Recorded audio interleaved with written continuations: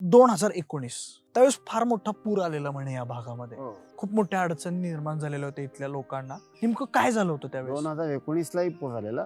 पण सगळ्यात माझी आठवण जी आहे ती 26 जुलै 2005.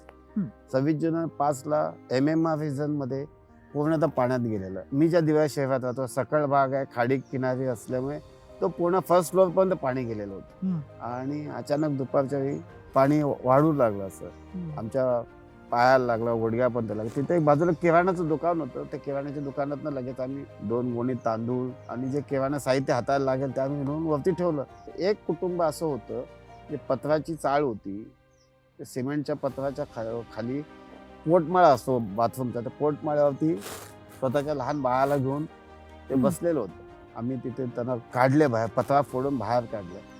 त्यांना हाणून इथे ठेवले. म्हणजे जवळजवळ 250-300 लोकांना आम्ही त्या बिल्डिंगमध्ये, त्या परिसरात एकच बिल्डिंग होती. 250-300 नागरिकांना आम्ही कुटुंबाला आणून तिथे ठेवलेलं.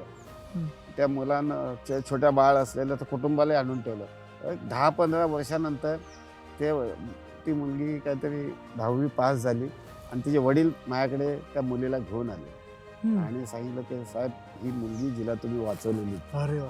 त्या दिवशी समाधान वाटलं की आपण केलेल्या कामाचं चीज होते, की इतक्या वर्षानंतर की लोक आपण त्यांना काहीतरी सहकार्य केल्याची जाणीव ठेवतात.